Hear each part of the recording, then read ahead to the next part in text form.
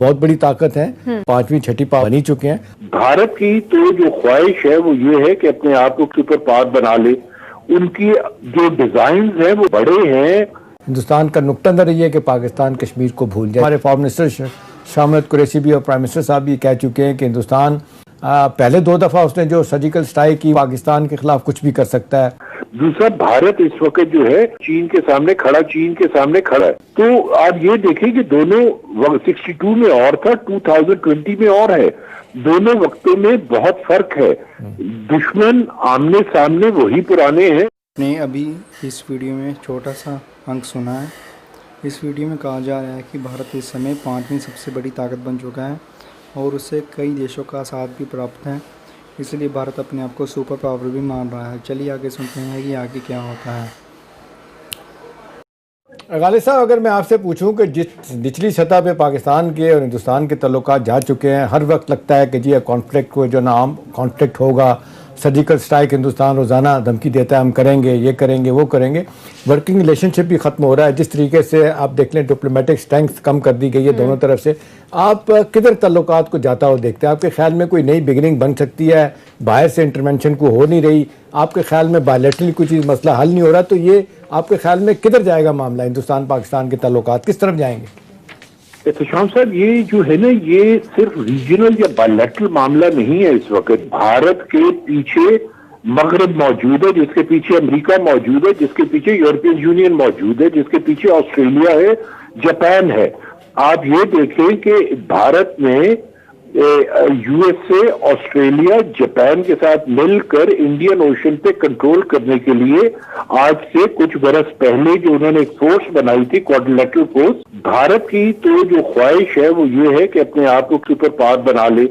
उनकी जो डिजाइन है वो बड़े हैं। देखिए, मुझे तो जो नजर आता है जी, अगर इस बरस इलेक्शंस अमेरिका में ना हो रहे होते और आज से 2 बरसों के बाद होते या 3 बरसों के बाद होते, तो इस वक्त ये कॉन्फ्लिक्ट जो है बहुत तेजी के साथ फैलने के अमकानात थे। मैं इस रीजन में खतरे को बढ़ता हुआ नहीं देख रहा, जो कि भारत और चाइना का एरिया है या भारत और मकबूजा कश्मीर का एरिया है। ईरान में मुमकिनात है कि जी ये आइंदा इलेक्शन से मजीद करीब तक जब होंगे तो इसमें हालात खराब हो जाएं। ठीक है, गालिब साहब ने बात की कि इंडिया को सपोर्ट कर रहा है इस वक्त अमेरिका, तो फिर अमेरिका सामने स्क्रीन पर आकर बार बार सालिसी की पेशकश कर रहा है, क्या फायदा हुआ? देखिए, 2-3 चीज़ें बड़ी अहम है इस हवाले से। जिस तरह गालिब साहब ने बताया कि प्रेसिडेंट ट्रम्प जो है ना, उनको नवंबर में जो उनका दूसरी टर्म के लिए इलेक्शन हो रहा है, वो पूरी उनकी कोशिश है कि मैं इलेक्शन जीत जाऊँ। कोविड-19 के कॉन्टेस्ट में उनकी पॉपुलैरिटी का ग्राफ बड़ी ज़बरदस्त तरीके से नीचे गया है। तो अमेरिका पाकिस्तान से भी ताल्लुकात रखना चाहता है। हिंदुस्तान से मामलात उनका कमर्शियल और ट्रेड रिलेशन उनके बहुत ज़्यादा अहमियत वाले हैं। उनको बहुत ज़्यादा उनकी ज़रूरत है। सो कॉल्ड डेमोक्रेसी सबसे बड़ी वो है, जमहूरियत है। लेकिन जिस तरीके से उनके बिजनेस और इकोनॉमिक इंटरेस्ट हैं, उनको मजबूर करते हैं कि उस तरफ जाएँ, हिंदुस्तान से ज़्यादा ताल्लुकात रखें। ठीक है, ओवर द ईयर्स मामलात हमारे उनके साथ इतने अच्छे नहीं रहे। वो स्ट्रेटेजिक पार्टनरशिप उनकी हिंदुस्तान के साथ ज़्यादा गहरी है हमारी निस्बत। लेकिन अमेरिका पाकिस्तान से भी ताल्लुकात बेहतर करना चाहता है। अब सवाल यह है कि सारे मामले में अमेरिका एक्टिवली क्यों नहीं सामने आता, क्यों नहीं फोर्स करता हिंदुस्तान को?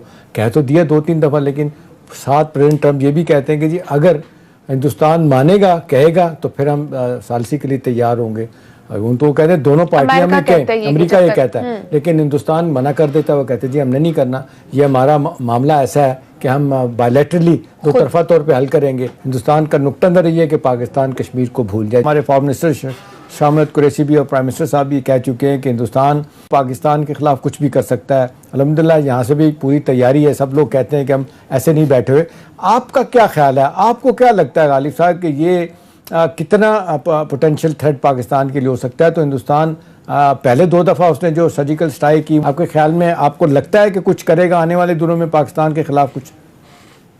देखें, एक चीज अगर आप भारतीय जहन से सोचे ना, तो आपको बहुत चीज क्लियरली नजर आनी शुरू हो जाएगी।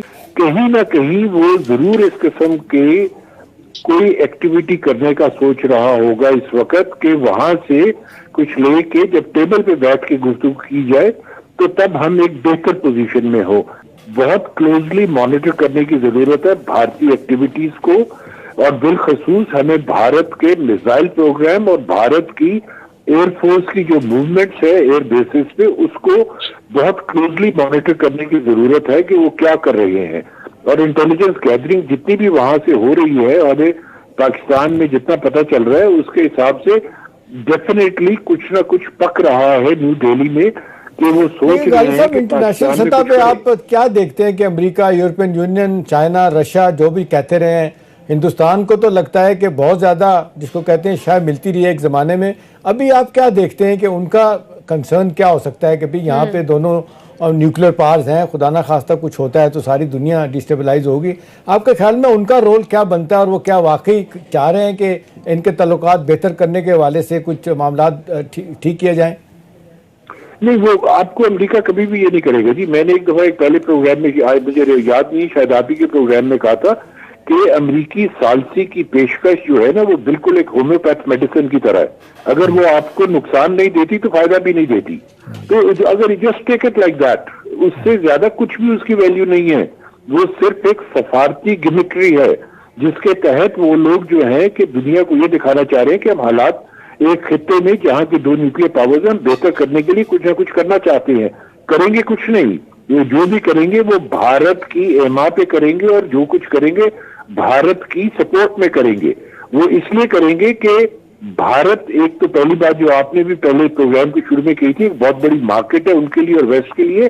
दूसरा, भारत इस वक्त जो है चीन के सामने खड़ा है। तो आप ये देखें कि दोनों 62 में और था, 2020 में और है, दोनों वक्तों में बहुत फर्क है इस वक्त। लेकिन जो हालात थे ना, इंटरनेशनल जो पॉलिटिक्स चल रही थी और जो बिलखसूस रीजनल पॉलिटिक्स चल रही थी, वो इस किस्म की पॉलिटिक्स नहीं थी जो इस वक्त है जी। इस वक्त जो वायलेंस थी वो ऑन अ स्केल 1 to 10 2 थी। इस वक्त violence on a scale 1 to 10 9.5 चल रही है। दुश्मन आमने सामने वही पुराने हैं, लेकिन ठीक है गालिब साहब, आपकी बात, आपके ख्याल में चाइना और पाकिस्तान की जो सिनर्जी डेवलप हो रही है ये हमारे लिए कितनी अहम है, और क्या इसको कोई नुकसान पहुंचाने की जो कोशिशें बाहर से हो रही हैं, खास तौर पे चाइना, हिंदुस्तान और अमेरिका की, वो कामयाब होंगी? देखिए, कामयाबी का तो मैं कुछ नहीं कह सकता जी। वो तो डिपेंड करता है कि किस तरीके से हम अपनी चालें चलते हैं और किस तरीके से बाकी दुनिया जो है वो अपनी चालें चलती है।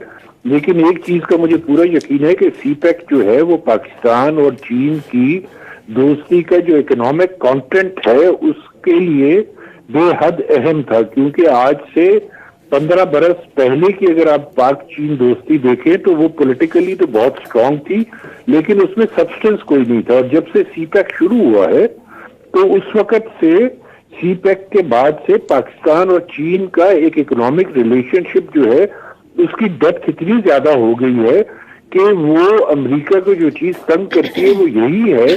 तो अमेरिका जो है डेफिनेटली कोशिश करेगा कि किसी तरह सीपेक को डिरेल किया जाए।